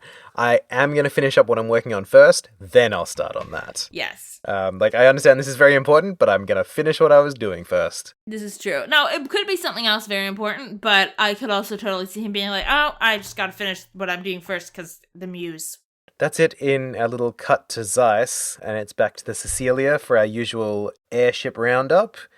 We're back, and we're on an airship. Hooray! And as per usual, Estelle cannot sit fucking still. So we go walk around to talk to everybody. The first person I talked to was Olivier, because he was right there. Yeah, same. So the first thing Olivier says is basically reminisces that, Bose is where they first met, and now they're going back, and Olivia makes some weird come-ons to Estelle, and Estelle goes, I'll remind you that I have a very large stick. Yeah. She also calls out how when they first met, he basically called her an ugly boy. And Olivia's just like, oops, I was just being shy. And Estelle says, yeah, I can still fucking hit you with my big stick. There is an extra thing. I think this might have been like a follow-on to the main conversation with him. Yeah. He mentions that she's come a long way since they first met. He implies that she's like delicate and young and blooming and blah blah blah, and that if she ever needs help growing into her womanhood, that he can help if she needs it. And she's like, I'd ask Shara. Yeah. She fully misses the point and just is like, oh, if I need help on growing into my womanhood, I'll talk to Shara. Olivier's brain short circuits. You can see the cogs clunking in his head as it switches from whatever other mode he has to horny, I guess asleep, and just... If you talk to him again, and you had him in your party for the final dungeon and boss fight last chapter. And if you talk to whoever was in your party for that, for the whole, getting lost in the mist and then getting in a dream world last chapter thing, we'll have some comments about what they dreamed about or some allusions to it. So both of us had Chloe and Olivier, I believe, in our parties. But Olivier, if you talk to him again, Estelle asks him basically what he dreamed about, and Olivier gets this like ... and like this like really still look. And then he very clearly lying is like, oh, I just dreamed about being surrounded by a harem of women, and I can't believe you woke me up from that, Estelle. And Estelle's like, I still have a large stick, dumbass. And then she goes, okay, but his eyes were really sad. And Olivier can tell by the way she's looking at him that she knows he was lying and she's worried about him. And he says, it was just a boyhood memory. Mueller showed up in it. Like, it's just a sweet old childhood memory. And that's probably true. Yeah. But there's clearly something that made him sad thinking about it. Like, maybe there was somebody there who's no longer with us, or maybe there's something bad going on. Like, I can believe that it was something from his childhood and the Mueller was there. He's not telling us what it was, but clearly it affected him. Yeah, as usual, withholding Olivier. But with that, my next one that I checked in with was actually Tita. Yeah, me too. Because I didn't realize that Shara was outside. Tita's dialogue at first was just something generic about being excited to visit Bose Market because she's never been. Which is cute. After that, she asks you if you've ever been to Ravenue Village outside of Bose.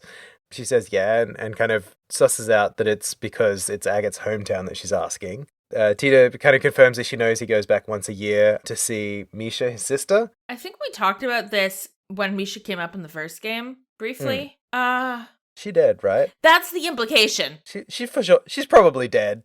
Yeah, she seems like dead for sure. And so I think you're supposed to have a pit in your stomach during all these conversations referencing meeting Misha, realizing that none of these characters have picked up on the fact that this kid is dead. Yeah. The foreshadowing is there, but maybe not blatant, so it could still surprise you. But if you're reading the punctuation, it's clear. That kid dead, probably. And if you remember from FC, it's Agate when he was sick, and then he woke up in the middle of being sick and thought Tita was Misha, and was like, Misha, how are you here? Like, something like that. Don't worry, I'll protect you this time. Yeah. Like, if you remember that, yeah. It sounds like something has happened to Misha. Yeah, and when Tita asks about it afterwards in FC, he mentions that she would be about your age, I guess. Yeah. He's kind of vague on the age as well. Now that we've seen more facets of him, it doesn't seem like that's because he's like an absent brother. There's something else there. So we'll find out, I guess. And so when Tita says that Agate goes back every year to visit Misha, I think we're guessing that it's a gravestone that he's visiting. Yes, in that big graveyard that there is in that town. Also, Tita does mention how gentle Agate's eyes get when he talks about Misha. So this is clearly like a very close to his heart topic. And that her heart feels weird when she thinks about it. And Estelle immediately thinks to herself, oh, she's jealous. It's some sort of like crush jealousy combination. Yeah. It's like I'm crushing on Agate and I'm jealous of how close his sister is to him because I want to be close to him. It's that weird kind of jumble of emotions. Yeah, but I also think it's kind of like her crush is such a puppy crush that it's not that different from like, I think it could just as much in her head be a mix of like, I want him to be my big brother. Because when you have a crush on someone much older than you at that age, like, I mean, she's mature in some ways and very precocious, but she's also like... Yeah, she's still a kid. It's like, you're not attracted to people the way you are post-puberty. Like, your crushes are much more puppy love. Yeah. Anyway, so yeah, she's got her little crush on him, and she's kind of jealous of the sister. But she also like, I hope me and Misha can be friends. That's a cute note to end on. Like, this jealousy is clearly a subconscious thing. So after Tita, who did we want to check in with next? So Agate is who I checked in with next. Nice. Agate's convo really kind of follows up on Tita's, in that Estelle brings up, you've got a little sister back in Ravenue, you've mentioned her once. I think the you mentioned her once thing, it's probably true, but also in case you talk to Agate before Tita, to give context to why Estelle brings it up, because I think in context of the scene, it very much feels like Estelle is like, Tita just mentioned your sister, so now I'm going to go ask him about her. Yeah. And Agate is extremely dodgy about her, but also was like, I don't remember meeting a girl who totally seemed like your sister when I was in Ravenue. Yeah. And Agate says, I'll ... introduce you to Misha soon. Yeah. And then Estelle is not reading into things at all. It goes, maybe she and Tita will cause trouble like Tita did with Ren, or maybe they'll get jealous of each other. I have to give Agate, so much credit here for how well he takes this all. If somebody was going off talking at length about all these things my dead sister would never get the chance to do because she's dead. Yeah. I probably would not take it with as much grace, even if I knew they didn't know. I, have to give huge props to him. It's I'm not in a rush to go back. Maybe if we have time after work. Agate, you are stronger than we give you credit for, and not just in picking up your heavy blade, but also your heavy heart. Now, between this and the next person I talked to, I did find one NPC that actually had something interesting to say, which is that apparently off-screen, the pact was signed successfully. Yes, I saw that too. The 3-nation peace pact treaty where you get an airship engine and you get an airship engine. And everybody gets an airship engine. That all went off fine in the background of our lives, so cool. Hoorah. Normally we're involved in every major event that happens in the country, so it's kind of nice that one got taken care of while we were napping or whatever. I also found another NPC in the same kind of area as Agate, down the stairs from him, who just comments wow, you guys are taking this airliner a lot. Oh, yeah. One of the, porter guys, he's like, you guys, we see you often. Yeah. It's the jet-setting lifestyle. Yeah, baby. Making those trails in the sky. And then there's Shara. Yes, Shara, who's out on the deck. Now, I had a feeling Shara's conversation would be important because as soon as you start talking to her, the music gets real sad. Yeah, it's pretty, but wistful and sad. Yeah, and it's great because as soon as the music starts up, it's almost as though Estelle can hear it because she's like, sorry, Shara, am I interrupting? Should I leave you alone? Yeah. This seems like maybe a vibe of not hanging out with people. Do you want me to leave? But Shara graciously is like, no, that's all right. Because it's her little sister. So Shara kind of prods and says, you want to talk about Luciola, don't you? Mm-hmm. Estelle's like, I mean, yeah, but not if it's a problem. It's just it's very honest sister to sister talk. It's you want to hear the goss, right? I do. And Estelle's also I know Miss Lucy was a person, but I really don't have any other memories of her. And now I'm kind of weirded out by the fact that I vaguely remember this person existed and yet don't have any concrete memories because I was 4. So Shara, big sister's up and tells her about her own big sister, Lucy, who the bewitching bell used illusion magic that's not an orbal art. It's an old family tradition art. Mm-hmm. Kind of, I guess, Kurt's weird non-orbal arts magic-ish things that he does in combat. That was also referred to as an old family tradition. Yeah. And Luciola, I think you can guess from her design, is probably of Eastern descent. It's a little over the top. Yeah. Obviously, I don't believe her actual outfit is of any Eastern tradition. I don't think you wear the weird bondage tape. I hope not. But it's definitely got some Eastern inspiration, I think, meant to come across. Yeah. And so, again, we have these multiple, non-orbal magic arts of some kind tradition from the East. Yeah, this was an interesting reveal firstly, that Luciola's enforcer title was literally just her stage name. That kind of surprised me. It surprised me, but I think it's fun. I guess brand recognition. Yeah.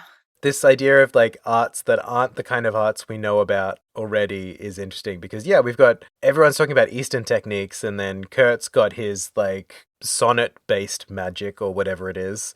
Yeah, and Jin can punch your hallucinations out of you. And then in later Trails games, we do also introduce an idea of witchy type people who use magic that's not arts as well. So there's all these different sort of subsets of magic. We just kind of get the commercially issued version with our augments. But people are doing all kinds of crazy stuff out there. Yeah, we get the science fiction that looks like magic. But there's been enough. I mean, there's clearly stuff that's unexplained. We clearly don't know how all of the technology in this world works, let alone stuff that doesn't seem to be technology. But she explains this art a little bit. And then she talks about how they're both from the traveling circus. And Shara says, people who fall in with a traveling circus like ours as kids tend to be one of two kinds. People who had cause to abandon their previous home and families, or people who never had such things to begin with. And Shara says that she was the latter and Luciola was the former. Shara never had a family, was an abandoned child living on the streets. And Lucy, we don't hear any follow-up on this, except that clearly means that Lucy left whatever family she originally came from. I mean, Lucille is young enough that would make her probably like a teenage runaway type, which usually means she probably came from a pretty bad background of some kind. Yeah. And then Shara gives us her backstory. Mm-hmm. That I was about 7 years old when Mr. Harvey and his band took me in. She was living on the streets of a city, pickpocketing, petty theft. There was little I wouldn't do to try to survive. But the ones who reached out a hand to me were the troop's leader, Mr. Harvey, and Luciola. And we get this really cute picture of a very young Lucy, who maybe looks like 12, a man in a top hat, and a little Scheherazade, who I guess is a 7-year-old, who looks very young. You can't see her face, but looks very young. She says, they taught me, the little girl who couldn't trust anyone, the warmth of a family, and they taught me all sorts of skills that would let me earn a place for myself in the troop. Dancing, beast handling, tarot reading, Luciola taught me all of it. But then 8 years ago, Mr. Harvey died in an accident. Without his leadership, we all just drifted apart and went our own ways. I'd been planning on staying with Luciola, and we get another image here of like a teenage Shara, I guess 8 years ago, so in her later teens, like looking off as Luciola walks off into the distance. But soon after Mr. Harvey died, she simply told me there was something I must do, and vanished. Hopeless and lost for the first time in years, I turned to the one remaining man in the world whom I still trusted. As you might suspect, that was Cassius, who had already begun working as a bracer. You know the rest, I imagine. Shara continues on and talks about how Estelle actually isn't the same as Cassius, but the way she originally thought. Like, they're both, loving, positive, powerful people, but says that Cassius's heart is, like, deep as an ocean and strong like a relentless wave, but Estelle is bright like the sun and gathers people to her and makes them better by being around them, which I feel like is a perfect description of Estelle, that she makes people better. Yeah, exactly. Like, Cassius is everybody's safety net, but Estelle is the one who brings out the strength in others. Yeah. And then she does have a flashback specifically to Joshua saying the exact same thing at the end of FC. My Estelle, you shine like the sun. Yes. And that knocks her for a loop. But hey, if two different people are using this very specific metaphor to describe you, it's probably true. Yeah. So own it. And then Shara, just to put the point in, is like, and I know that Joshua felt the same way.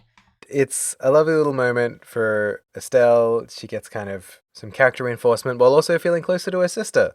Because in all the time they've known each other, and despite how close they are, they've never talked about this. So yeah. Estelle has a lot of people in her life who have her under like an NDA, because Joshua had her like on lockdown until he decided to reveal his past. Shara's been doing the same. Dad hadn't let her in on anything, or at least she wasn't listening. Yeah. So she's just kind of been living in a complete vacuum of backstory. It might explain a lot about her character. Yeah, people have been hiding so much from this girl. Jeez. I wonder if she's going to have any kind of realization about that. That would be interesting to explore. I think Shara's is the most understandable. And like, Estelle would have been quite young at the time. 8 years ago, right? Estelle would have been like 8.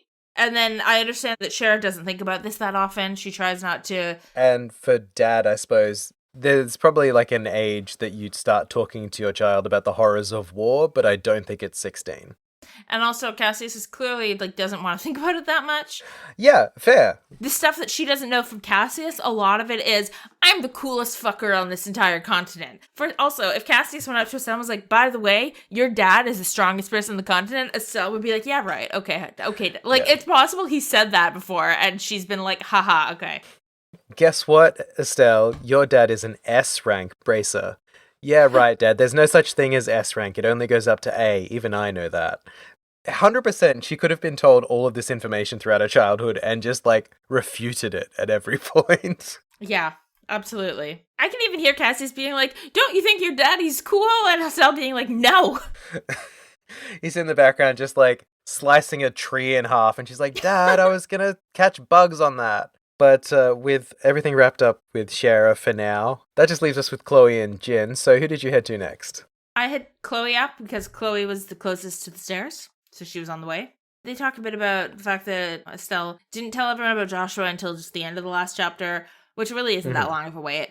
They talk a bit about Josette. Estelle's like, she's the biggest tomboy I've ever met, and people call me a tomboy sometimes. And I just thinking about Autumn saying that tomboy is code for dyke. It does feel like a traded word for a slur that we're not allowed to see. But if you talk to Chloe again, if you had her in your party, she talks a bit about what she dreamed about. And she dreamed about during the 100 Days War when she was living with Matron Teresa. And she says, though, even though it was set 10 years ago, both Clem and Jill showed up. Even if, if the dream had gone on longer, I bet you and Joshua would have showed up too. And then Chloe looks quite distressed and says, in the dream, I was happy, very, very happy. I wanted everything to stay that way from the bottom of my heart. But that isn't right, is it? Simply wishing to escape reality in that way. And Estelle says that she agrees, feels the same way, and says, yeah, if you asked me if I wanted to see that dream again, I'd be a little hesitant. Yeah. And Chloe goes, the dangers of the gospel. And that's kind of the end of the conversation. But basically, they both meditate on how, in some ways, that's the scariest gospel power they've seen yet, because it was tempting in a way that, you're not tempted by earthquakes, but you are tempted to stay in the dream forever. An interesting chat from our favorite princess. Yes. And that just left our favorite bear, Jin, who's just hanging out in his seat that he's far too big for. Truly. He takes up the whole row, really. He looks like he should have to buy 2 seats, yeah. Yeah, poor guy. So when we start chatting to Jin, he sort of begins by complimenting Estelle's performance as a bracer, saying she's doing a really good job. And she, as always, kind of tries to diffuse and refute. She's like, oh no, I'm not that good. I mean, my dad's way better than me. I can't even compare. And Jin says the very reasonable things like, hey, maybe don't, judge yourself on the metric of your S-rank bracer dad. Who is a god among men. Yeah, your Brigadier General God Dad Bright. Divine Blade. We haven't heard him called Divine Blade in a while, but he doesn't explain the history of Divine Blade itself as a title, because the way he describes it here, it's because he was such a good swordmaster that he had a complete understanding of all weaponry in battle, and that's why he was able to pick up the staff so quickly, because he had a transcendent mastery in a way that even Jin's like, I could train my whole life and never reach that level of mastery that Cassius has. He refers to it as the unity of purpose, which is that everything about him is he's so completely in touch with swordplay, and everything about it in it, the thing is the sword's not a weapon, it's an extension of your arm, that kind of thing. And same with the flow of battle, which is why he's a strategist so well, because he can translate the flow of battle between two people to the flow of battle between armies and stuff in his mind. Yeah, in the same way he was able to transfer his mastery of swordplay to become equally just as masterful at the bow staff, because he was able to make connections. He's got synesthesia. Yeah. He sees the colors of the bow staff. Yeah, he knows what a bow staff tastes like. They talk about who's this Louvet person, who's this, but they come back to Lawrence. They say Lawrence might be as strong as Cassius, and Jin goes, no, I don't. He's still crazy strong, but he definitely doesn't have the unity of purpose. And the implication is he sensed the lack of unity of purpose. Yeah. Which does align with what we have seen of Louvet so far. Seems like a conflicted man. Yeah, the way he describes it is really on point. He says, he is a blade sharpened in one specific way by the coldest frost, tempered to perfection, untouched by anyone. Yes. Yes, he doesn't have the power of friendship. He just has the power of very good at swords. Yeah. So that's why Cassius is still better. I also enjoyed that they do have a chat about, despite how good Cassius is, he's not infallible. He did fall for the trick where he was lured out of the country. Yes. Yeah, even though he's great, he got caught out by the society. Jin says, well, it seems clear that if Dad Bright is a genius strategist, they have someone comparable on the Ouroboros side that's kind of able to navigate in a way that they were able to trap this master strategist. He's just not sure whether it's the professor or this Louvet person we've been hearing about. Because I love that they're like, Anyway, speaking of people in the society, they still haven't gone, maybe Louvet is Lawrence. They're like, Yeah, they're so close. They're so close. So close. But it's interesting that they're like, Dad is not infallible. He can still be tricked. There's powerhouses on both sides. But also, if your two people are named the Professor and Louvet, and you're trying to think of the strategist, I would maybe go with the Professor. It seems like the smart guy name to me. Yes, indeed. Just thinking. Though some people who are very, very academically intelligent lack certain common sense or practical skills. You never know. I don't know if that's true of Weissman, but you're like, someone could be a Professor Russell type, Genius. Yeah. But I'm not necessarily putting him in charge of watching my baby because he might get distracted. Exactly. With everyone in the party sort of checked in on, we get told to head to our seats as soon as you sort of walk through the next doorway.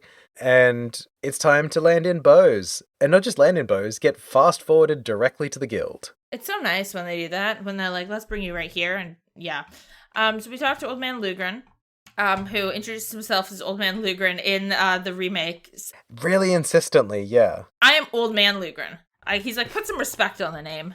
I've been here for some time. I've chosen this for myself. Yes, he looks at everyone and he's like, the silver streak, the heavy blade, the immovable, and a rising star working all together. And it sounds like, what? Who? And Lugren's like, you, of course, and says, you're a little walking miracle who's managed to stop the society in 4 different regions. Yeah. She's like, I didn't stop them, and it's like, well, people were in danger, and they were then out of danger. That seemed to be the end of their plan anyway. Like, Walter was gonna kill her. Yeah. They was not in danger. It's not like, just because everything's gone according to their plan doesn't mean everything they planned on doing necessarily panned out. And also... But regardless of how things play, Lugren's like, this is what people are seeing and what people are saying. This is the reputation you're building for yourself, even though you don't know it. He's like, put some respect on my name, then put some respect on your own name. Walking miracle. Because the common factor in all of these solved cases across the 4 regions is Estelle Bright. Everyone else, the party changes, but the Estelle stays the same. Yeah, and she is the center rallying point. Even though she is not the most experienced one, she is very much the rallying point of this party. They're all, not that they don't care about each other, but she's... Yeah, and all of them are like, yeah, we're here. Estelle's brought us into the fold. I do really quite appreciate that and like that. She is the sun. But then we get to see some old friends because Mayor Mabel and Lila, I don't call her Lila regardless of the remake. Yep. They walk in and we're all very happy to see them. Well, not quite all of us. Agate is weird. That is interesting. I mean, it makes sense they would have a prior relationship because Ravenue and Bose are neighboring towns. Yep. And he is agate, so most of his relationships seem to be negative. What happens is she's like, oh, he's helped me with lots of wanted monsters and stuff. And Agate's like, yeah. And then Mabel's like, and then 10 years ago during the war. And Agate's like, stop. Given that it's pretty clear that his sister's death sounds like it coincided with the war, I don't think that their relationship is necessarily contentious because they don't like each other. Yeah. But I'm getting the impression that his main memories of her and the reason they know each other is tied to the worst thing that ever happened in his life. Which is understandably why he would be upset to see her and she's kind of okay with it. Yeah, she's like, I forgot myself, pardon me. Yeah. And she seems like she's not like, oh, right, you don't like me. She's like, no, I overstepped. I was in the wrong when I brought up the war. And everyone else in the party's like, what? Dodged a backstory bullet there. Basically, what we learn, our task is going to be, and we're not going to do this episode, but there are a lot of really strong monsters hanging around, like way more than usual. They've had like 10 really like urgent monster requests in the last month, and there's 3 that they want us to get. So there's our quests on the quest board, but they're also mandatory. I did take out one of them this week because it was on my path to do a side quest, but it was not a required. Yeah, I was able to strafe around it so I didn't actually have to do that fight. Nice. Which felt very kind of the video game, honestly. Because normally they put these in the way and like block the path. It's like, no, you're doing this one if you want to keep playing. So the 3 big monsters that we need to take down that we are not taking down this episode, a Blade Fang in Crone Pass, which I believe is the ones who do the dying scream that makes their fellow monsters more powerful. Because that's the one I fought, and I think it roars and strengthens itself. Yeah, the dying roar or last roar or whatever. No, it's not the death. They do that while they're alive. Or maybe they're just functioning differently now. There is an implication that, like, there's flavor text during the battle that's like, it's acting spooked. Ooh, okay, interesting. So the Blade Fang in Crone Pass, there's a Ghost Epitaph in Nebel Valley, and an Octobone, lol, in Amberl Tower.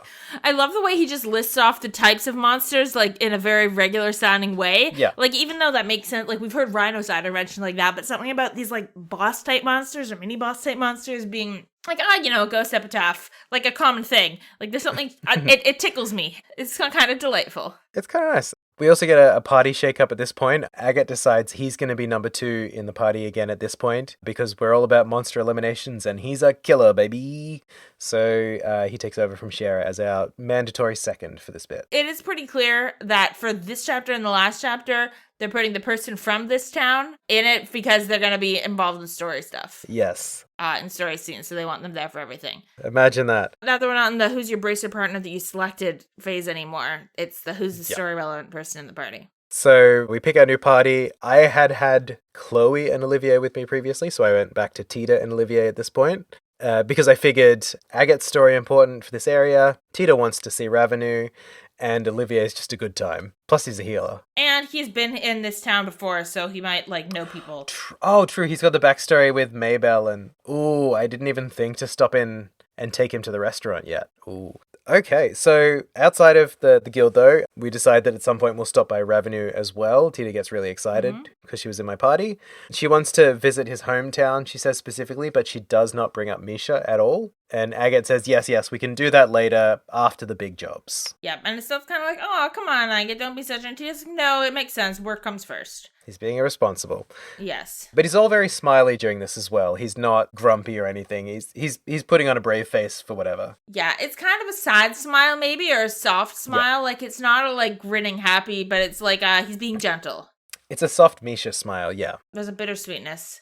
But then what we did with this chapter, because we're going to do all the story stuff next episode, we did the 3 optional side quests instead. What order did you tackle those in? I did the rarest flavor first, because it was all within the town. Yeah.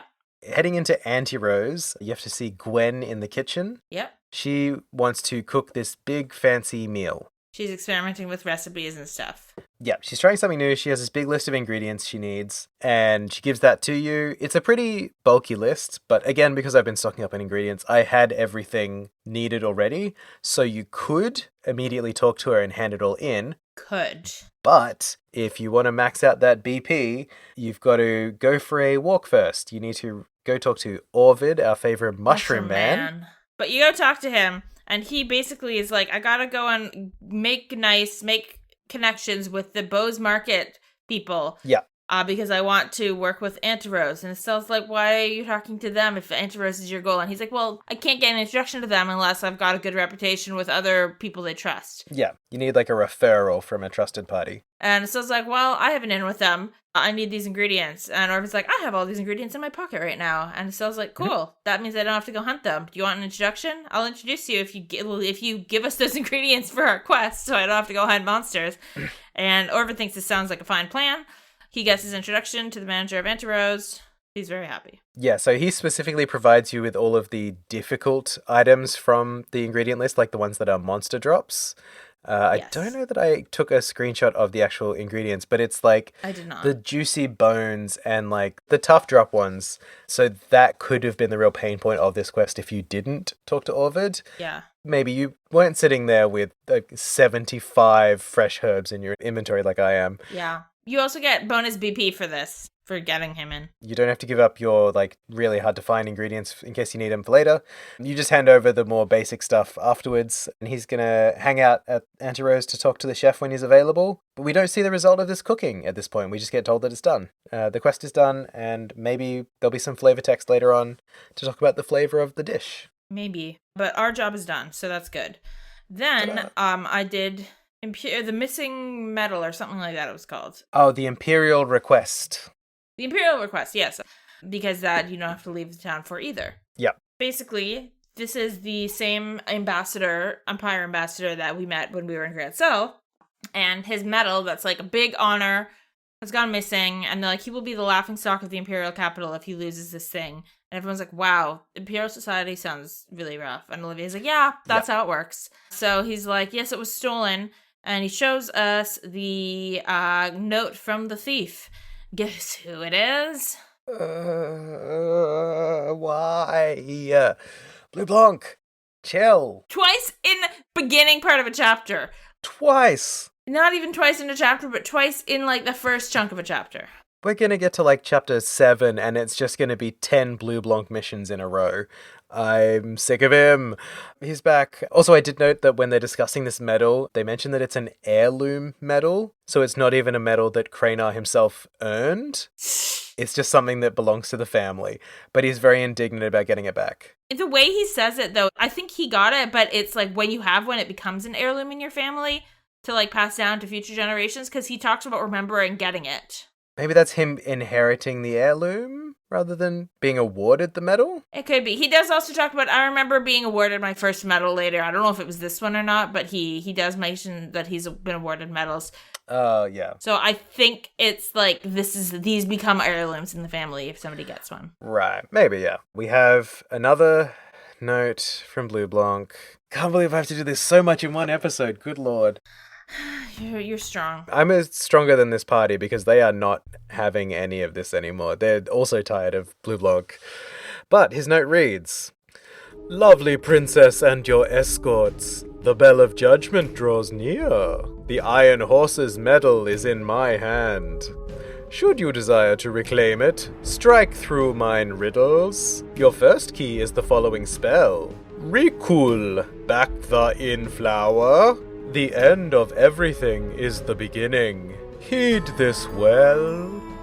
See, this time Iron Horse does refer to the Empire. This time. And yes, technically the other time didn't say Iron Horse, it just said Iron, but Iron Beast, Iron Horse, I don't know. I'm still mad that that wasn't Empire reference, just because I'm like, come on. He's really mixing things together at this point. Yeah. He's running out of fresh ideas. So yeah, this one is one of the easier to understand riddles of Blue Lonks. You just read it backwards. Flower in the back, Lucia. So yeah, read it backwards. Lucia is the name of the Orbital shop here. So we got that part. Mm-hmm. Again, this was one of those few moments where I was like, just knowledge of the world from having been here before came in really handy. I immediately knew, oh, Lucia, despite the fact that it's a nothing word, I know what that is because I remember this town well. Yeah, it's like all these warm fuzzies. And you've also spent a lot of time here recently because of the remake too. Exactly, yeah. I cannot get away from Bose. You can't. We find it, again, like the first step of the quest, the characters explain in depth the logic there. Which is not something that's been consistent, so it's interesting that we're adding it here. Although the next clue makes sense why they had to start doing this. So we go check this red flower pot out back of the Lucia Orbital factory. Interesting that it's red flowers, just like it was a red chair that was out of place in the chapel, despite the fact that Blue Blanc's theme is blue. In any case, we check the flower pot, and yes, there's another card. It says, your second key is the following spell. FTHKC2E. View the opened book, and remember always this wisdom. Those who seek the truth must forever look a step ahead. So go to the next letter in the alphabet, or number in the numbers. Yeah, I rolled my eyes. I didn't want to solve this one because it just seemed annoying. But it is basically just you roll each letter and number forwards in that passcode, FTHKC2E. So it becomes Guild 3F. Guild third floor. There's only one open book. Again, the only interactable object in the entire room. And there's another card wedged in there. It says, should you seek the third key, seek ye the reverently held casket. Again, it's bullshit. Yeah. Like, every time that he gets to, the before last clue. Nonsense, yeah. Not play tested, no good. Also, every time there's a clue about something at the airport, they're always the most obscure things because they don't want to say anything that says airport. Yeah. What this actually is fucking talking about is there is a forklift at the airport that has a crate on it. Yes. And it's up a little bit. So the reverently held casket is a box that's on a forklift up a little bit. Just a little bit. It's so little bit that we have to talk to a man who yells at us, Blakely, to ask him to lift the forklift up so we can have a look underneath. I think it's Blue Blonde in disguise again, this guy. Possibly, yeah. I don't know if I'm remembering something or if that's just me thinking that, but I think at this point, whenever a random forgettable NPC shows up during a Blue Block quest, I assume it's him in disguise. An NPC who kind of ushers them in the right direction for the riddle, like a person managing an escape room. Yeah. Yeah. So we get Lakely or possibly Blue Blanc to lift up the thing so we can see underneath. There is a card underneath. I do like that when he raises it so that Estelle can walk underneath and have a look, he mentions he locked the mechanism so that it would be stuck in place. Yes. Very safety conscious, even if you are Blue Blanc. Good. And the note there says, the door has been thrown open. Seek ye the proof of vanity? Find it in the words of the goddess. If I was not so annoyed at him, I'd be like, it's really kind of interesting that he's clearly got this fixation on the church, but is also calling the scripture of the church words of vanity of the goddess. Yeah. I'm like, there's something going on there, but I'm annoyed enough with him that I don't feel the urge to explore that right now. Yeah, I'm good. Good for you, buddy. Yeah, it's time to get sacrilegious. Let's go ransack the church so that we can find this next and final clue. You go into the side room in the church, the spot where the priests cast their magic medical spells over the book. It's that book. Yeah. And apparently there is a big clunky medal that's just been wedged inside of it. Which probably should have been visible before opening the book.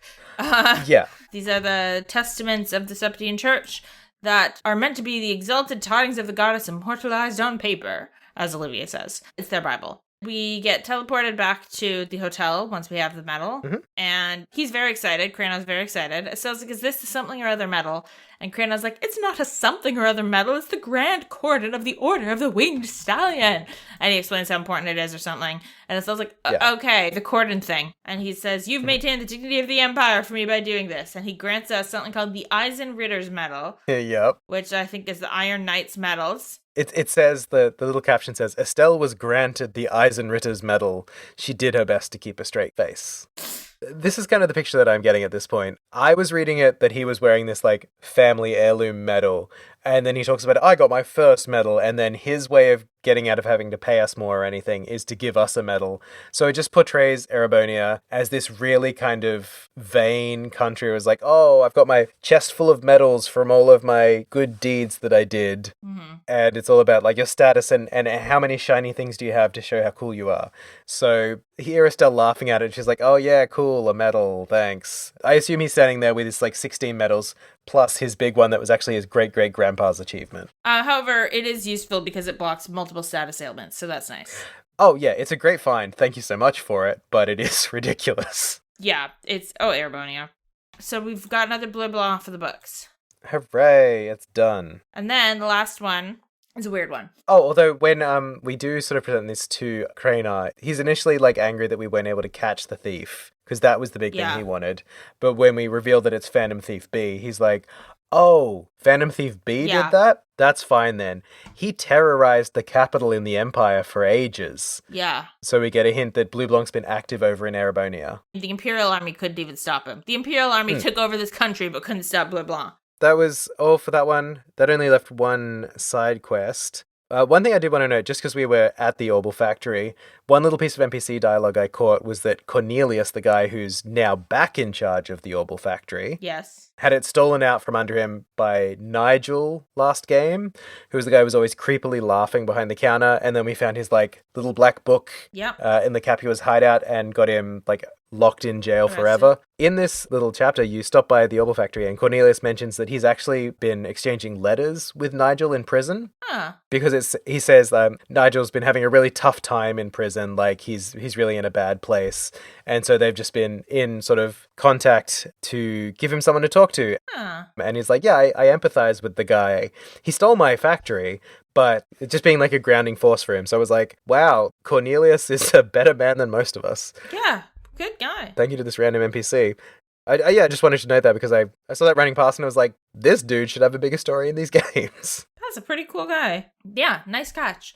So then the last quest is the missing lady. And basically you go to the Antares restaurant and Reyna, one of the girls we knew from Genos Royal Academy, is there. Mm-hmm. And it was like kind of clear that she was the maid or the servant of another girl, Felicity. But now she's like completely dropped the pretense. She's like, yes, I am the servant of Felicity.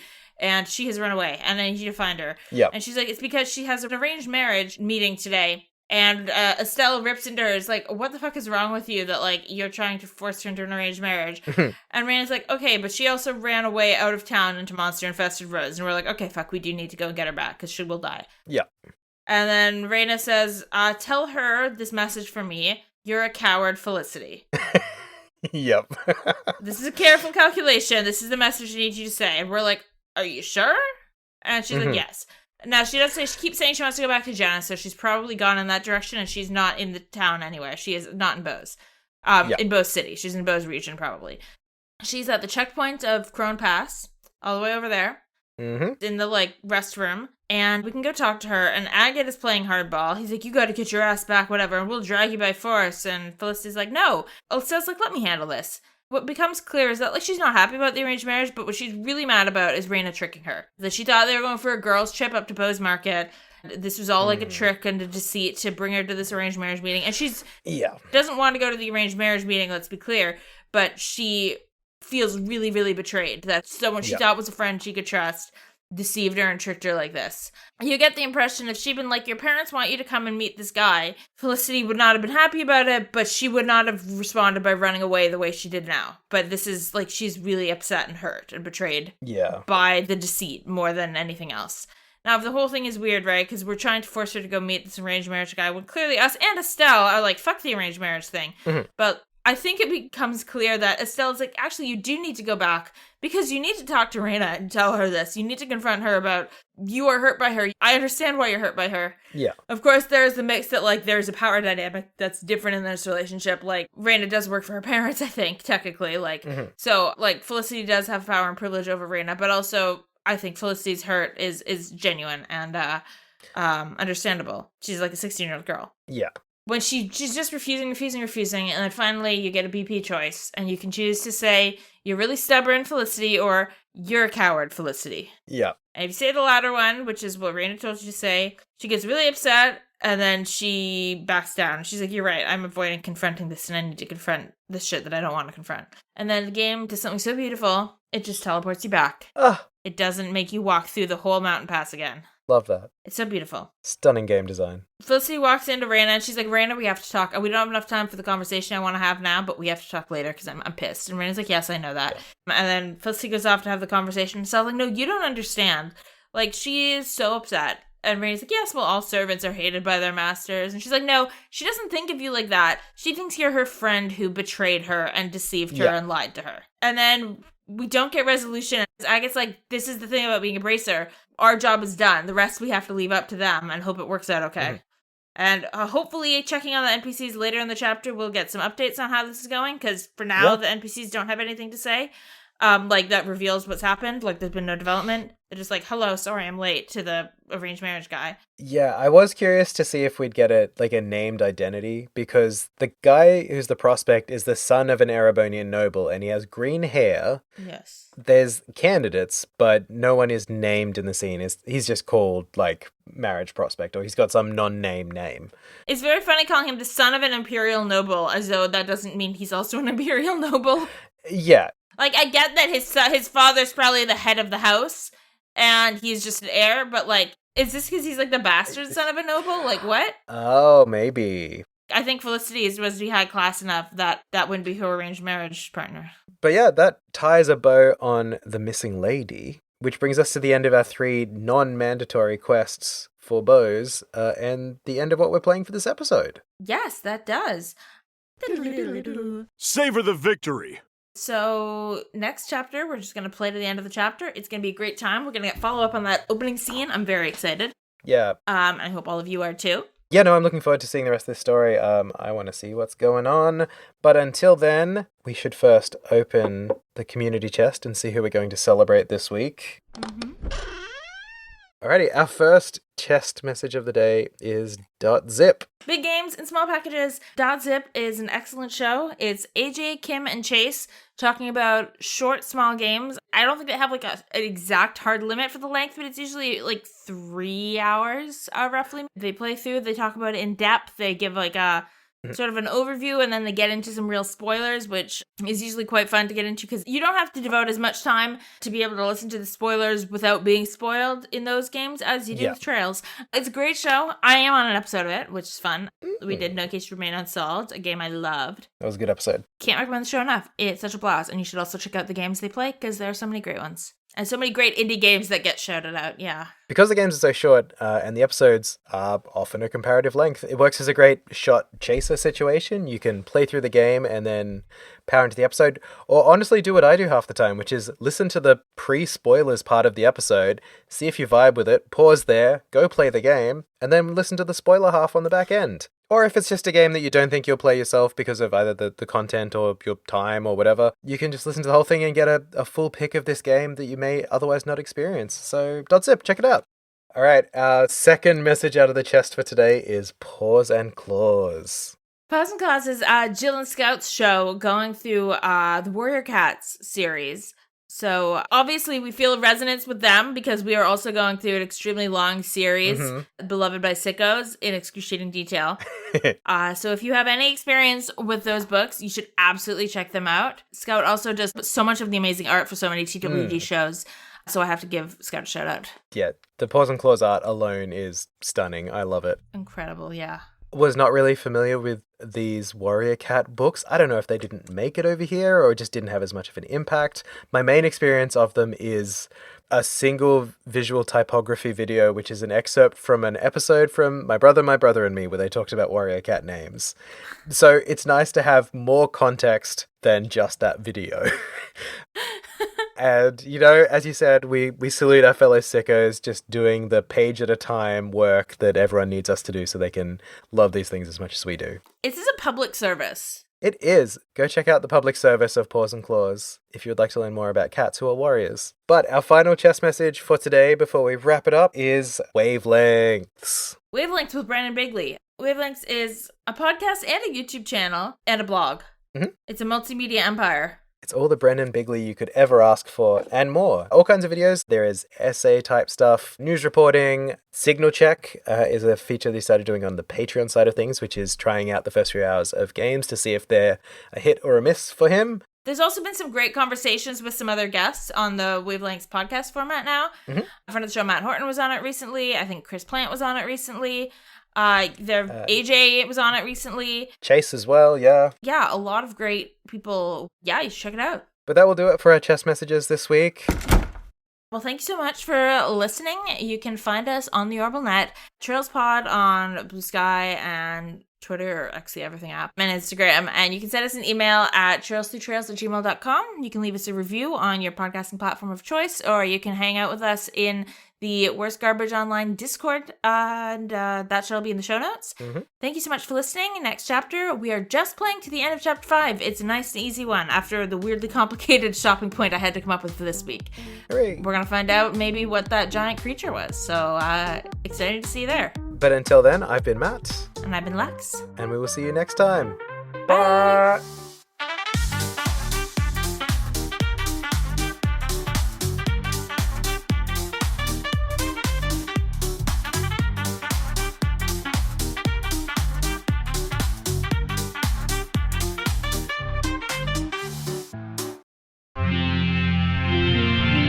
TWG, the worst garbage, the online